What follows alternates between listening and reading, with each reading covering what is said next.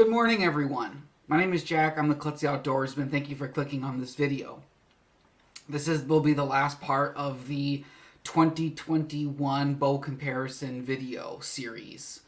So this is where I'm going to sit down. I got my cup of hot chocolate here, and I'm going to talk about the bows in detail from my least favorite to my favorite. And before I get started with that, I'd like to answer a few questions that some of the commenters had on the men's bow video. One of them was, where's the PSEs?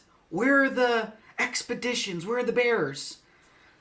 So, as far as the bear archery thing goes, I'm fairly uninterested in bear archery, except for their traditional stuff. Their traditional stuff is pretty good, but as for their bear archery, I just don't really have the desire to shoot their bows. I know the guys from the hunting public shoot them with good success, but for the most part, bear archery is something that I'm not very interested in.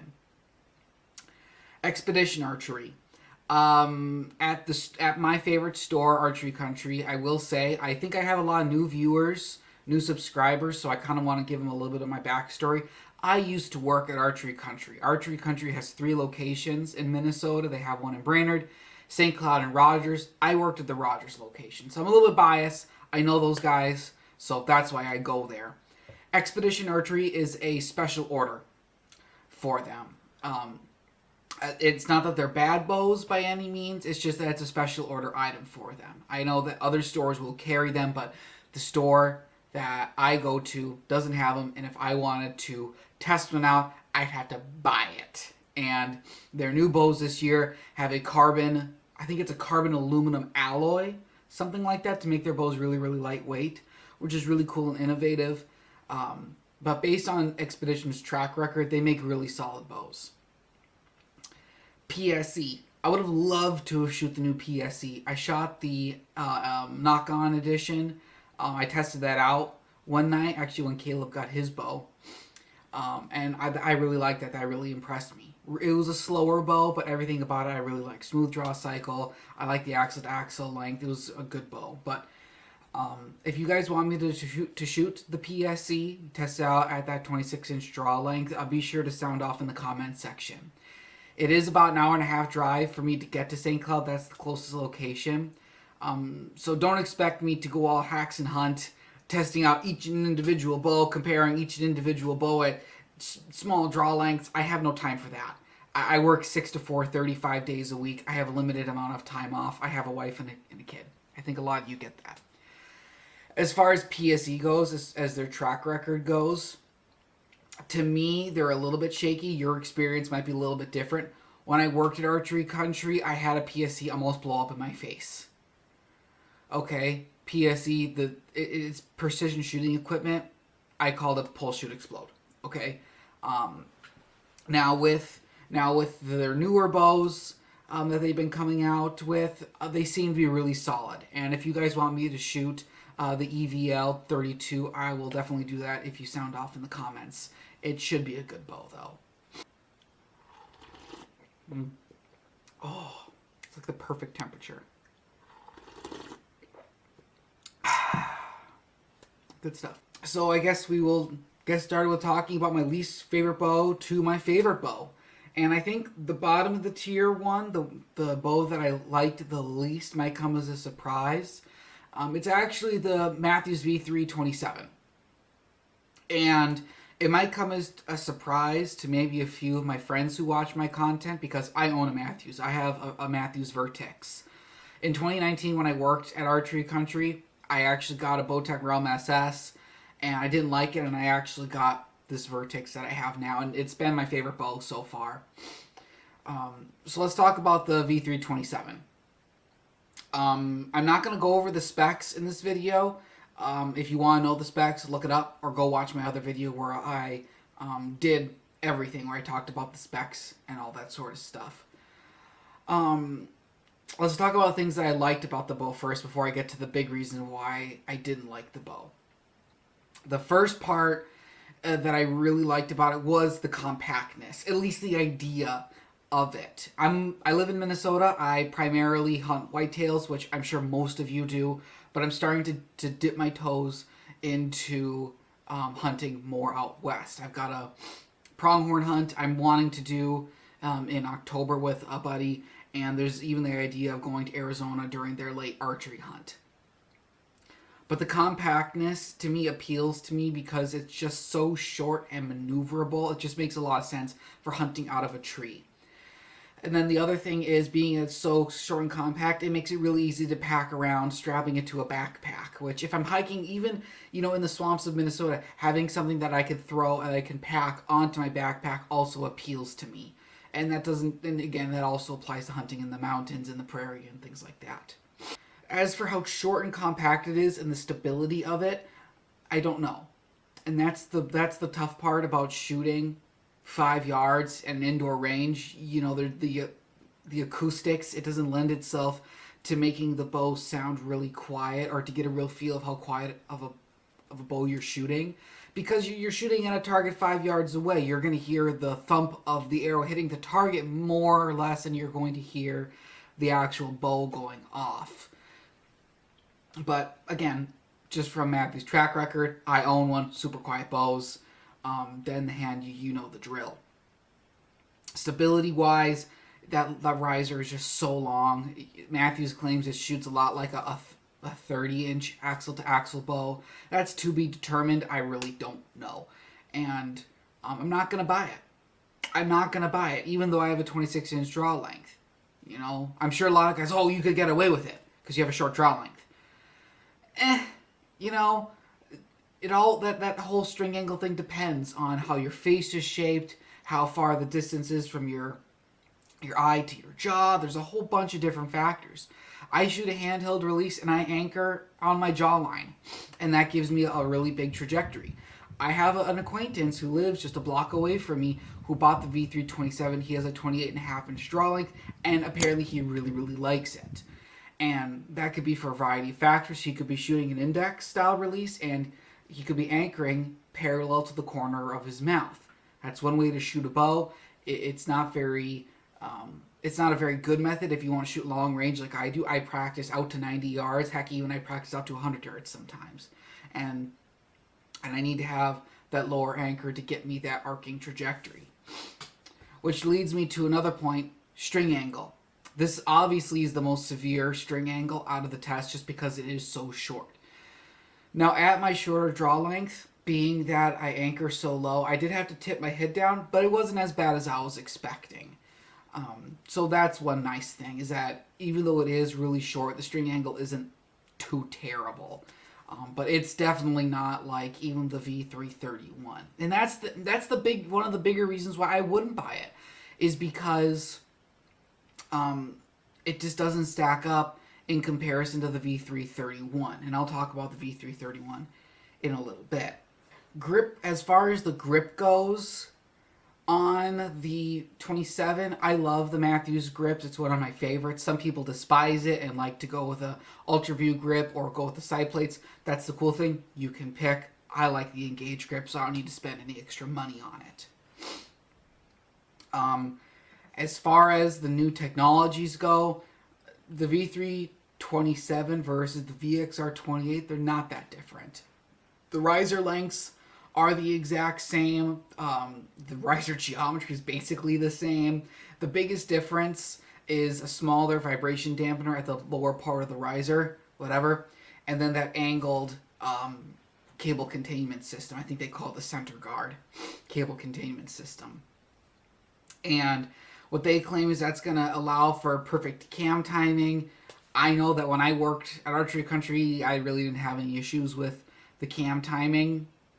I don't think a whole lot of people did have a whole lot of issues with it. But when I shot the bow, I actually shot the V327 about a month before I shot all the rest of the bows. And when I talked to John there, he said that it is noticeably smoother. That is the first thing he told me. Okay, what's the big difference? It is noticeably smoother. And I think one of the big reasons why some people will say that the VXR versus the V3 is noticeably smoother is because being that the cable guard, the roller guard, is center on the bow, it is putting an even amount of wear on the cables. And I think that it's going to be one of the small incremental changes we're going to get, that we're going to brush off, that's going to lead to more improvements on compound bows to get them to be faster and smoother. It's just a prediction. They could get rid of it by next year. Who knows? So I've talked a little bit about the cons also with the pros. The biggest con of the whole thing, oh my goodness, this thing is a bear cat in comparison to drawback. It is not that bad, but by comparing bows side by side, it was the stiffest draw cycle to get through. And if I'm sitting in my tree saddle, you know, sitting like this, and all of a sudden a deer comes out and I want to shoot it, if I can't get my bow back, that's an issue. You could go to a lighter weight poundage to compensate for that, but I have a shorter draw length and I like the extra speed. So that's probably the biggest reason. The two big reasons I wouldn't buy the V327 is because the V331 exists in my draw length and it is a very, very stiff draw cycle. Other than that, it is a good bow. The next bow that is my least favorite in the test is the Solution short draw, the Solution SD. And this comes at no surprise, to be quite honest. You might hear a rant in this video about that bow, because that bow just doesn't make any sense to me. Let's talk about the things that I did like. The biggest upside to this bow is the cam system. It is by far and away the best cam system out of any of the bows. Period. No questions asked. Being able to tune the bow just with an Allen key and turning an Allen key to shim the cam left and right, you couldn't get much easier. It is literally the easiest cam system to work with on the market. Hands down, no questions asked. It's undisputable. It's super easy to paper tune, it's super easy to tune with different arrow shafts, and it's very easy to broadhead tune. What more could you want out of a cam system? What did come as a surprise as far as the cam system was how stiff of a draw it was, okay? Normally, those Bowtechs, they have an extremely easy draw cycle. And I think a lot of people get easy and smooth mixed up, because I think the Matthews draw cycle is very smooth, being that it's basically a circle that's been cut in half. You're just on a circle as it's rotating. It's smooth, but it's stiff. The V327 was a smooth draw cycle, but not an easy draw cycle. Big difference. That PSE, the knock-on PSE that I shot last year, was an easy draw cycle, but you pay for it in speed. I digress. It was a stiff draw cycle, but it had a nice back wall to it. You really locked in there. But as I remember, you could let it down, okay? Even though it was on the comfort setting, you could let it down, and it didn't want to rip your shoulder out or anything like that. Good back wall. As far as being quiet, I'm sure it's a quiet bow. It did have more buzz in the hand than some of the other bows in the test, but once you put a stabilizer, your sight, etc. on there, it'll go away. I guarantee it.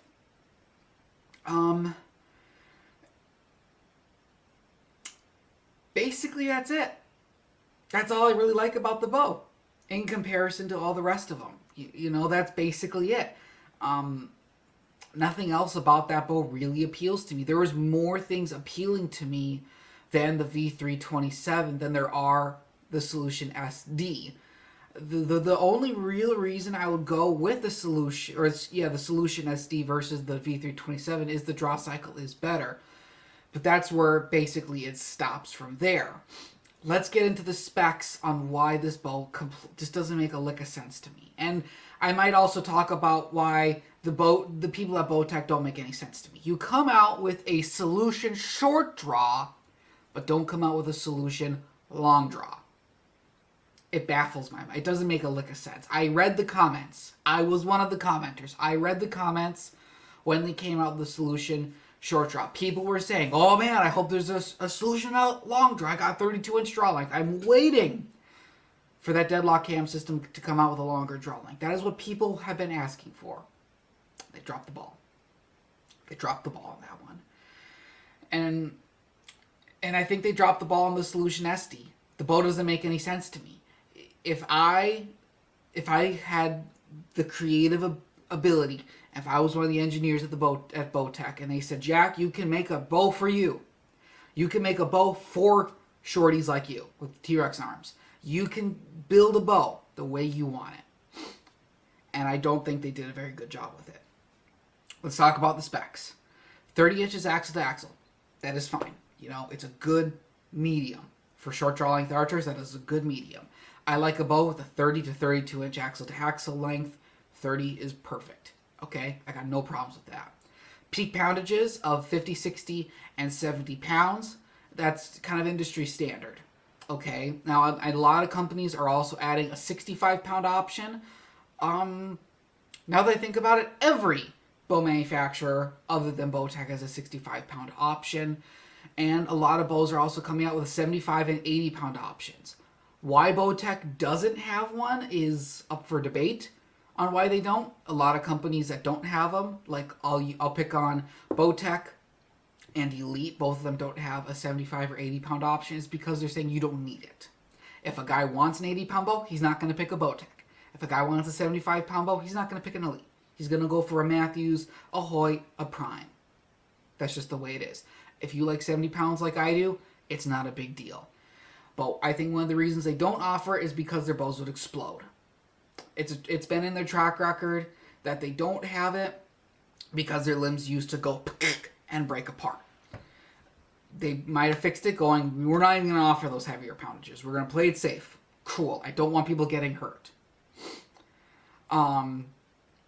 Brace height. That makes no sense to me. It's like the engineers at Bowtech have never heard of power stroke. They've never heard of power stroke. If you don't know what power stroke is, I'm going to tell you.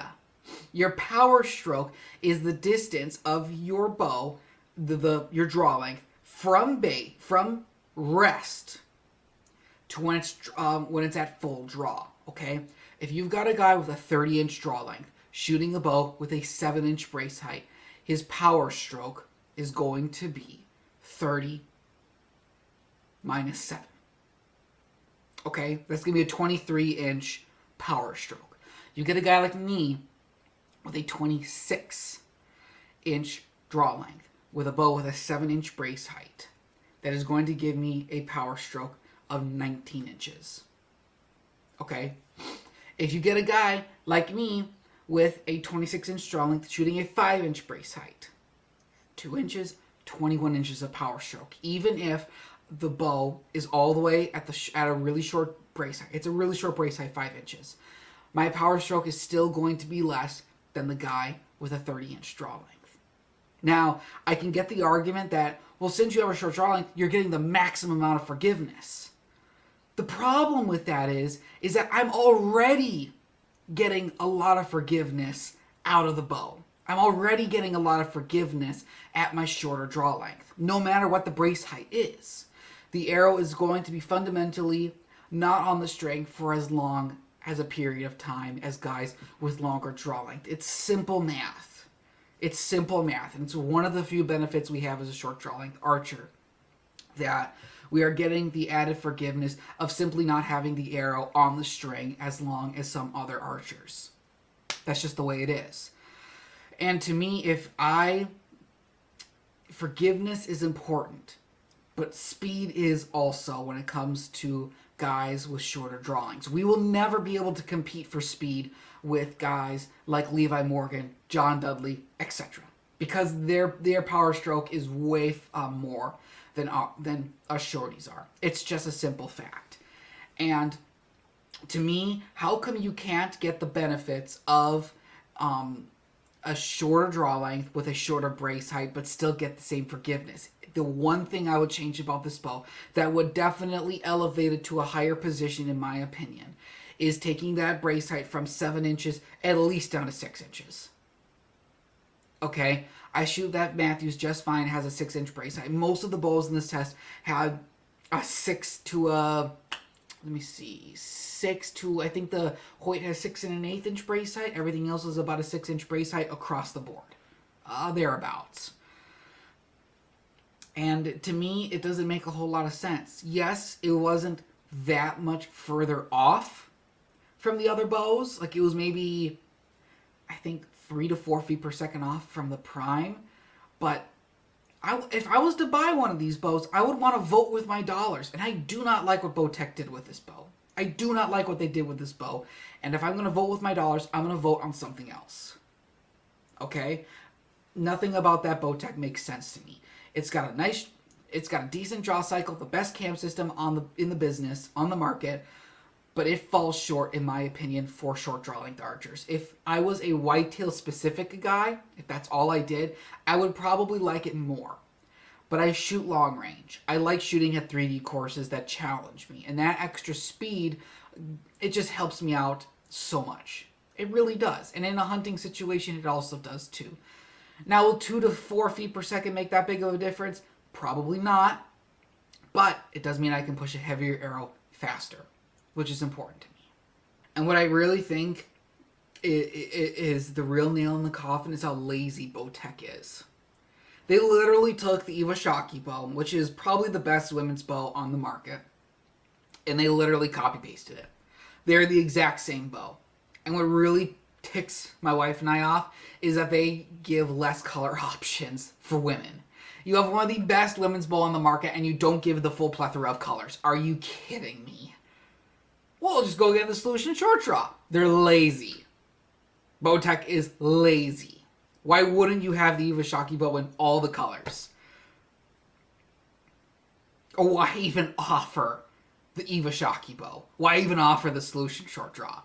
If you could just have literally one bow that can do it all. The Solution Short Draw and the Iwasaki bow are the exact same thing, except one comes with blue strings. I think both of them come in gray. But the big thing is, one just goes down to 40 pounds. That's it. That's honestly it. They're lazy, and that really pisses me off for some reason. It's like, why? It just makes no sense to me. So I will not vote with my dollars if you twisted my arm and said I had to buy a bow this year. As for other features like the grip, I don't like the grip. It's a fine grip, but I don't like it. It just feels too, what's the word? Tacky? Is that the right word? Like you tap and it's like, this is cheap. When I worked at Archery Country, a lot of people were like, plastic limb pockets? Look at this grip. It's loose. What the heck? This bow is cheap. Is it a fine bow? Yes, it's a fine bow. It'll shoot arrows well. But to me, it just doesn't stack up. It just does not stack up. That is why it is second place, in my opinion, as far as favorites go. The one saving grace is that cam system. Other than that, I don't like it. And that's the other thing. Speaking of, 28.5 inches. Again, it's a copy-paste thing. 28.5 inches is not a short draw length. 27.5 in my opinion, and down is. If this bow was really designed for short draw length archers, that's where it would end. Giving us shorties the maximum amount of draw length. Just doesn't. I'm going to move on. Before I blow a gasket. I'm going to move on. Oh.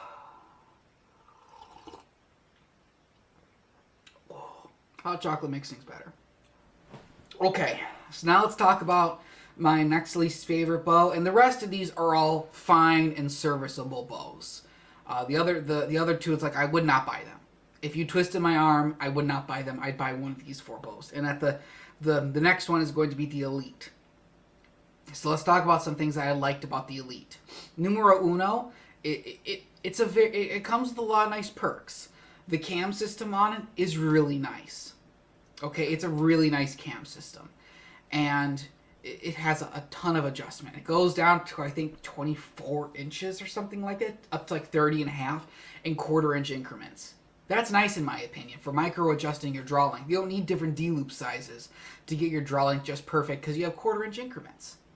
That's awesome. The big downside to that is you are losing efficiency. That's just the way a rotating mod is. That's just the way it goes.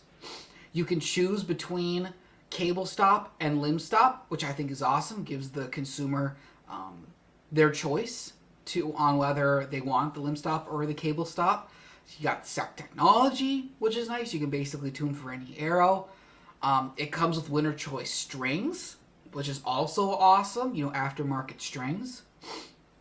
33 inches axle to axle. I like a little bit longer axle to axle. I will say one thing, even though it was the least steep, what am I looking for? Widest.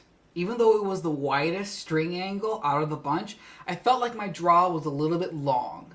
So I might have to shorten it up 1/4 of an inch. I can do that with that bow. You might have to shorten it up 1/4 of an inch, but I'm sure you'll get it perfect. It shot pretty quick. It shot pretty good. Very dead in the hand. That is a very standout feature. It was very dead in the hand. Some bows like to tip back or tip forward after the shot. It was straight up and down. Very well balanced, which is going to make it easier to stabilize your bow with a front bar and a back bar, which is, again, a really big perk. The only real downside I have with this bow is the grip. That's basically it. If you like a super narrow grip with a very narrow throat on the grip that contacts the top part of your hand here, you're probably going to like it. That's not something that I like. I could build it out a little bit with some hockey tape or some grip tape of some sort, and it will probably fill in my hand a little bit nicer. But yeah, other than that, it is a really solid bow. It is a really solid bow. Nice and quiet. I'm sure it's going to be really stable.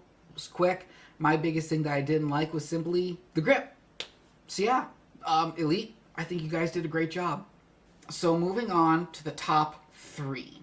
And for me, the biggest things that set these bows apart, or the real big consideration on why I placed them in what order they did, is bow fit. Bow fit, like how the bow fits you at full draw length, the string angle, all that stuff, how that fits the individual plays a big part in accuracy. And accuracy to me is number 1 as far as being a bow hunter. Being able to put that arrow right where it needs to be every time is really important, and bow fit plays a big part on that. And the next one, so my third favorite bow is the Mathews V331. Compared to the 27, it's a completely different animal. It really is a completely different animal.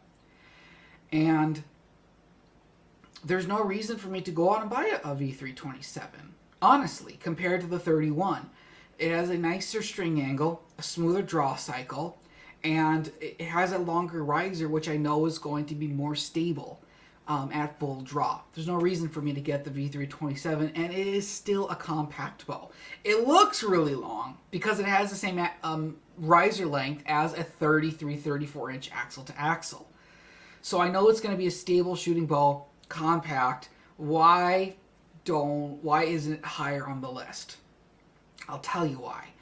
Because Mathews draw lengths, if it says it is 27, 28, 30 inches, the mod is really more like 30 and a half, 27 and a half. And for me at 26, it was at 26 and a half. So it did feel a little bit long compared to the next 2 bows.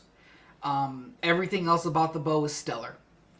Everything else about the bow is phenomenal. It shot quick, it dead in the hand, quiet. I love the grip, everything about it is just superb. So if you're thinking about trying out a Mathews, this is a great year to do it.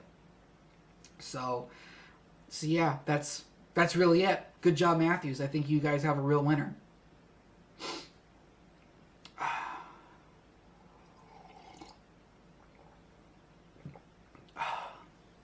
All right, top two. If you told me you had to pick one, I'd have to go back and shoot these 2. There is a number 1, but I would have to go back and shoot them both to really kind of get intimate with them. And the number 2, my second favorite, is the Prime Nexus 2. There's a lot going for this bow, and there's only two real downsides to this bow, and I think I'll get them out of the way first because I think they're kind of obvious. They claim that their bows are 50% more vibration free versus the Black Series of last year. This bow by far had the most vibration out of any of the bows. I would say it goes Prime and then Bowtech as far as vibration goes. And I don't think it's that big of an issue because it wasn't like hand shock. I don't think it ended up being residual noise. Like it wasn't It wasn't a whack sound, but there was a buzz in the hand. Once I put my stabilizer set on there, once I put a sight, my quiver, rest on there, I know it'll all go away. That's just the plan. It's just how, those accessories, they make the bow a little bit heavier. They deaden the vibration. The other, and this is my number one complaint, 7-piece string sets. And I think they had to go to a 7-piece string set to get that rotating module. And someone commented when I said, I don't know how the quality of the strings are, someone commented and said, hey, these strings are actually pretty decent quality, which is cool. Prime has their Shield program. I don't know all the details to it, but like bows, like let's say Matthews, they'll come with a hat. I bought this hat. But they'll come with a hat, they'll come with a whole bunch of stickers, and they'll come with a manual. Prime doesn't do that. You sign up for the Shield program, you're going to get a free tune-up. Yeah, I think like in 1 or 2 months you can get a free tune-up. Archery Country does them for free if you're the first owner for life, so that's cool. But then you get free strings every 2 years, which is actually a pretty nice perk. On everything else about the bow, I think is pretty stellar. The grip is one of my favorites out of the test. I love the 32-inch axle to axle. From what I've heard, it aims like a rock. I like the way it looks. It's a very cool looking bow. I'm sure it would tune up just fine. Most of the bows in this year's lineup use shims to move the cam left and right to tune, and it's a pain in the butt, but it works. It really works. So yeah, Prime I think did a really good job, save for maybe a few caveats. It has a lot of adjustment in the cam system, and it has it's just a solid bow. I think it's a solid bow, except for that 7-piece string set. And if it isn't obvious by now, my favorite bow out of this year is definitely the Hoyt. Number one. Hoyt and all their engineers, Hoyt and their development team deserve a slow clap. They really do. They did a phenomenal job with this year's bow. So why did I like the Hoyt? If you were to twist my arm and say, Jack, you had to buy one bow, you had to buy a new bow this year, which one would it be? I would have no problems buying the Hoyt. The only reason why I'm not buying the Hoyt is because I lost my rangefinder last year, and a rangefinder to me is more important. A rangefinder is more important than buying a new bow, and I also just got a rifle, so I have to outfit that. But why did I like the Hoyt? So let's talk a little bit about the specs. 30-inch axle to axle works. That's a nice draw. That's a nice axle to axle. Gives me a nice string angle. 6 1/8 inch brace height, right where I like it. Good speeds. It did lack a little bit behind compared to the Prime, the Elite, and the Matthews, but the draw cycle on this bow. Like everything about this isn't a Hoyt. Everything about the bow isn't a Hoyt, except for the riser. The riser looks like a Hoyt Factor 30 riser, but the draw cycle, it's completely different. How the vibration factor, it's completely different. People are getting speeds, same poundage, same draw length, 10 feet per second faster than the Axios or the RX4. So the cam system is a clear winner over the cam and a half. I'd say the really big downside to it is that you don't get those yokes to twist tune. But other than that, it's a solid bow. I mean, draw cycle is great. The back wall is so much more improved. Which it's been a long time coming. Okay, it's been a long time coming, and the riser geometry, how that's laid out, how it has kind of that the section at the bottom of the riser that comes out. That's kind of nice, because then some guys that like to run an 8-inch front bar, they don't have to do that. It kind of equates out to 7. I think most people that are going to get this bow that are like me, that like to run a front bar and a back bar, they're just going to run a longer front bar out of the normal stabilizer bushing, which is whatever. There are a few features on the bow that kind of make me scratch my head a little bit. The one of them is... the biggest one is there's no rear stabilizer bushing. Okay, like on a Matthews, there's a rear stabilizer bushing where you can screw in a stabilizer mount. There isn't one on the Hoyt, which they have a Sherpa system. I think that's what they call it. I could be wrong, but it's their own V-bar bracket that bolts into a hole, that bolts into a slot at the bottom of the riser, which it also kind of rubs me the wrong way because it's like I already got what I want. I already got the stuff that I like, and I don't want to be pigeonholed into only rocking the rear bar bracket through the front stabilizer bushing. It could stabilize, it could hold just fine, but I like options, okay? I like having extra options in having multiple places to put stabilizers, including some place to put at the back of the riser for my back bar. I'd say the only one other complaint I would have with the bow is that it's a chonk. Okay, it's a hefty bow. They claim it's like 4.6 pounds. Just like, yeah, that's right in the realm.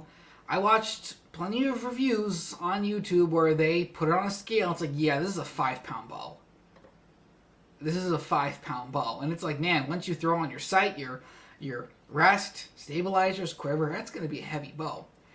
The upside to a heavy bow, it's quieter and it aims better. The downside is you have to carry the sucker. Okay, you have to carry it. And if you don't mind carrying heavy bow, like some guys don't mind carrying heavy gun, it's going to be a good bow. Let's be honest here. I think Hoyt hit it out of the park. They made the biggest changes out of the entire bow lineup this year. And I think they really deserve a slow clap. They really deserve applause for what they did. And I would highly encourage, if any of you guys watching this previously were like, I don't like Hoyt. I do not like the draw cycle. I don't like the vibration. I don't like anything about the bow. Shoot this year's bow. I think you'll be pleasantly surprised. Okay, everyone. So for some reason, camera didn't work and I didn't get the rest of the film. So here's my outro. Yeah, Hoyt, definitely my favorite. If I had the money or if I needed a new bow, that one would probably be the one I would pick. So yeah, guys, hope you enjoyed this series. If you have any other questions, feel free to comment them. If you want to see future content, be sure to hit the subscribe button and give me a like. Thanks all.